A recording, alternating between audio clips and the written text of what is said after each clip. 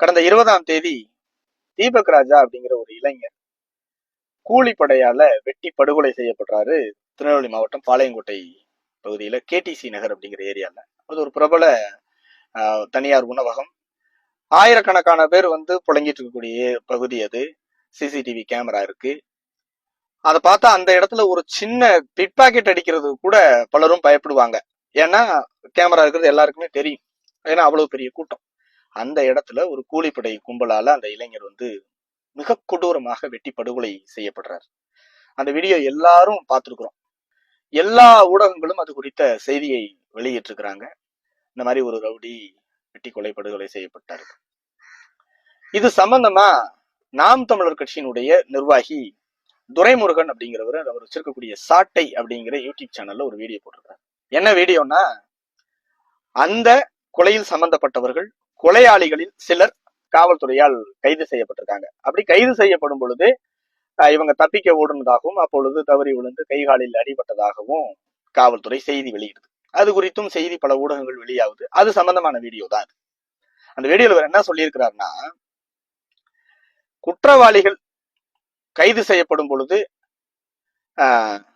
எப்படி காயமுறுது, காவல்துறை எப்படி அவங்கள தாக்கலாம், இது ஒரு மனித உரிமை மீறல் ஆகாதா, இப்படி அவர்களை கடுமையாக தாக்கி கைகால உடைச்சிட்டா குற்றங்கள் தடுக்கப்பட்டுருமா, அது எப்படி ஒரு மனிதத்தன்மையான செயலாகும், இது சரியா, காவல்துறை எப்படி சட்டத்தை கையில் எடுக்கலாம், நீங்க வழக்கு கொடுங்க, நீதிமன்றத்துல ஒப்படைங்க, அவர்களுக்கான நீதியை நீங்க வாங்கி கொடுங்க, இவரும் கூலிப்படை இவரும் கூலிப்படை, யாரு கொன்னவரும் கூலிப்படை செத்தவரும் கூலிப்படை அப்படின்னு அந்த வீடியோ அப்படி இருக்கு.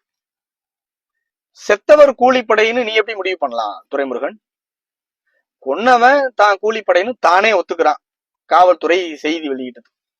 இது ஏற்கனவே அவர் ஒரு கொலையில சம்பவத்தில் இருக்காரு, அந்த மாதிரி இருக்கு. அதுதான் ட்ராக் ரெக்கார்டா இருக்கு. அதுதான் காவல்துறை சொல்லுது. கொலை யார் யாரை செய்தாலும் தவறு. பிசிக்கல் அட்டாக்ங்கிறது யார் யாரை செய்தாலும் தவறு. வன்முறை கூடாது. வன்முறையால் ஒரு சமூகத்தில் அமைதி நிலவாது. ஆனாலும் கூட ஒரு கொலை நடக்குது, ஒரு உயிர் பலி ஏற்படுதுன்னா அது குறித்த அந்த விவாதங்கள் எப்படி இருக்கணும்? உதாரணத்துக்கு ஈழத்துல சிங்கள பேரினவாதிகளுக்கும் தமிழர்களுக்கும் சண்டை. தமிழர்களுக்கு ஆதரவாக பிரபாகரன் போராடுறார். அப்ப ராஜபக்சே அல்லது அது சம்பந்தப்பட்ட நிறைய பேர் தமிழர்களை ஒடுக்குறாங்க. ஆயிரக்கணக்கான பேரை கொடூரமா கொள்றாங்க. தங்களை தற்காத்துக்கிறதுக்காக, தங்கள் நிலம் நம்மளுக்கு வேணுங்கிறதுக்காக, தங்களுக்கு மறுக்கப்படுகிற, தங்களை ஒடுக்குகிற அந்த சிங்களர்களை இங்க பக்கம் இருக்கக்கூடிய பிரபாகரன் தலைமையிலான விடுதலை புலிகள் அல்லது அதற்கு முன்பு இருந்த அமைப்புகளும் எதிர்த்து போரிடுது, எடுத்து சண்டை போடுது. அதில் இருபுறமும் உயிர் பலி ஏற்படுது. 2 உயிர் பலிகளும் எப்படி ஒன்னாகும்? இவன் ஒடுக்குகிறான். அவன்கிட்ட இருக்கக்கூடிய அதிகாரத்தை வச்சு எளிய பின்னணியில் இருக்கக்கூடிய தமிழர்களை ஒடுக்குறான், கொள்றான். அதுக்கு தன்னை காத்துக்கிறதுக்காக போராடுகிற தமிழர்களும் ஒடுக்குகிற சிங்களவர்களும் எப்படி ஒன்னாக முடியும்? எப்படி 2 பேத்தையும் ஒரே தராசுல வச்சு பார்க்க முடியும்? அப்ப உனக்கு எவ்வளவு சாதிய வண்ணம், சாதி வெறி இருந்தா நீ கொலையாளிகளை காவல்துறை விசாரிப்பது தவறுன்னு பேசுவ நீ. இப்ப அந்த கைது செய்யப்பட்ட ஒரு கொலை குற்றவாளியினுடைய சாதிய பின்புலன் உள்ள சிலர் அதை கண்டிச்சு வீடியோ போடுறாங்க. நீங்க என்கவுண்டர் செய்ய போறீங்களா அப்படின்னு. அவங்களுடைய வீடியோவுக்கும் துரைமுருகனுடைய வீடியோவுக்கும் எந்த வித்தியாசமும் கிடையாது. ஈவன் அவர்களை விட இவன் தான் அதிகமா பொங்குறான். ஒரு அப்பட்டமான படுகொலையை காசுக்காக செஞ்சேன்னு ஒத்துக்கிறான். காசு இதுல புழங்கிருக்குன்னு செய்திகள் வருது. இவன் இந்த வீடியோல ஒரு இடத்துல கூட இந்த படுகொலையை செய்ய சொல்லி பணம் கொடுத்தது யார் அப்படிங்கிற கேள்வி கேட்கல. அப்படி கேட்காமலே இவர் 2 பேரும் கொலை செஞ்சவனும் கொலையானவனும் ஒண்ணுன்னு பேசுறான். இது எவ்வளவு அப்பட்டமான சாதி வெறி இருந்தா இந்த விஷயத்தை சாதி ரீதியாக கொலை செய்தவர் இந்த சாதி என்பதால், யாரு அவன் துரைமுருகனும் அந்த கொலை செய்த நபரும் ஒரே சாதி பின்புலன் கொண்டவர்கள் என்பதால் இவன் இப்படி இதற்கு முட்டுக் கொடுப்பது, இதற்கு ஆதரவாக பேசுவது எவ்வளவு ஆபத்தான பின்விளைவுகளை தமிழ்நாட்டில் ஏற்படுத்தும். இதுதான் தமிழ் தேசியமா? இவன் இதுல மட்டும் இந்த நிலைப்பாடு எடுக்கல. வைரமுத்துக்கும் இளையராஜாவுக்கும் பிரச்சனைனா வைரமுத்துக்கு ஆதரவா பேசுவான். திருச்சியில ஒரு ரவுடி என்கவுண்டர் செய்யப்பட்டார்னா எப்படி நீங்கள் அந்த திருச்சியில அந்த ரவுடி என்கவுண்டர் செய்யலான்னு கேள்வி கேட்பான். தக் லைஃப்னு ஒரு படம் வருதுன்னா இந்த அந்த தக் லைஃப்ல வரக்கூடிய கதைக்கு சொந்தக்காரர்கள் வேற சாதி, நீ எப்படி வேற சாதி அடையாளத்தை கொண்டு வரலாம்? அப்ப முற்றும் முதலுமாக தொடர்ந்து ஒரு குறிப்பிட்ட சாதி, எது தான் சார்ந்த சாதிக்காக மட்டும் பேசுவது தமிழ் தேசியம் எப்படி ஆகும்? இது அந்த கட்சியினுடைய ஒப்புதல் இல்லாமல், அந்த கட்சியினுடைய தலைவராக இருக்கக்கூடிய சீமானுடைய ஒப்புதல் இல்லாமல் எப்படி தொடர்ந்து ஒரு சாதிக்காக இந்த நிலைப்பாடை ஒரு நிர்வாகி எடுக்க முடியும்? அது மேடையில வந்து தோன்றுறாரு, மேடையில வந்து நாம் தமிழர் நிர்வாகியா பேசுறாரு. ஈவன் அந்த யூடியூப் சேனல் தொடங்குறதுக்கு சீமான் தான் சேனலையே தொடங்கி வைக்கிறார். அப்ப சீமானே சேனலை தொடங்கி வச்சு சீமானே இதை பேச சொன்னா இதற்கு பேர் தான் தமிழ் தேசியமா? தொடர்ந்து தென் மாவட்டத்தில் எத்தனை படுகொலைகள் சாதியின் பெயரால்.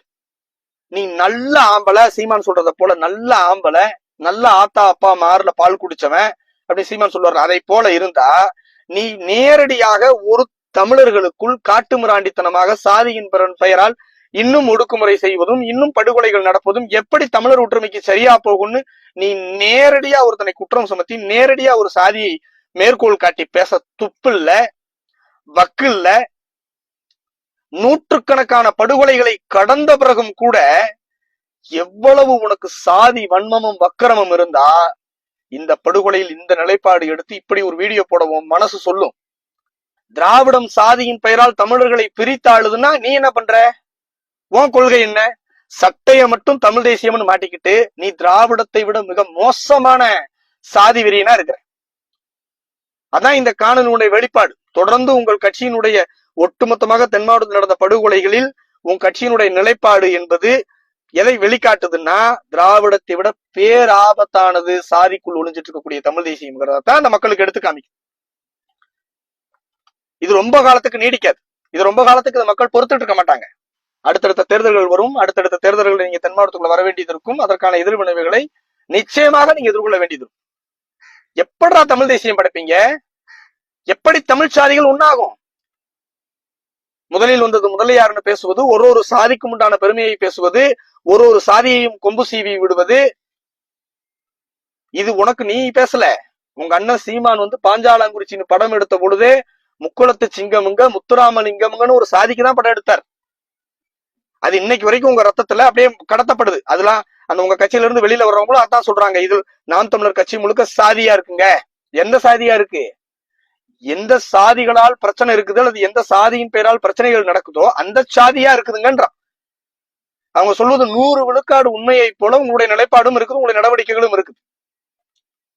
இது பேராபத்தானது. இது வந்து என்னன்னா தென் மாவட்டத்துல இவ்வளவு படுகொலைகள் நடந்த போதும் கூட கட்சிக்கான ஃபண்டு அதே தென் மாவட்டத்தில இருந்து வேறு விதமாக வருவதால் அந்த ஃபண்டுக்கான விசுவாசமாகத்தான் இருக்குதே தவிர உன் வீடியோ, உன்னுடைய நடவடிக்கைகள், கட்சியினுடைய நிலைப்பாடு சமூகத்தில் ஒரு சமத்துவம் நிலை உருவாகணும், ஒரு அமைதி உருவாகணும், தமிழர்களாக ஒண்ணு சேரணுங்கிற மாதிரியான இது நிலைப்பாடு அல்ல.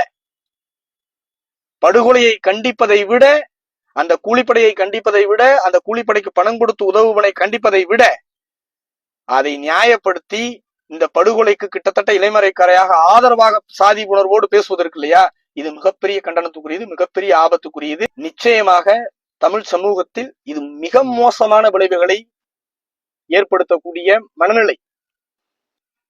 இது தமிழ் சமூகத்தை ஒண்ணு சேர்க்கிறதுக்கான ஐடியாலஜி கிடையாது, கருத்தாக்கம் கிடையாது. இது தமிழ் சமூகத்துக்குள் மீண்டும் திராவிடத்தை விட பேராபத்தான சாதிய முரண்களை விதைக்கக்கூடிய, வளர்க்கக்கூடிய ஒரு கருத்து.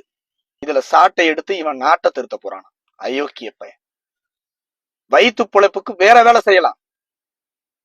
எத்தனை உயிர்கள், எத்தனை குடும்பம்.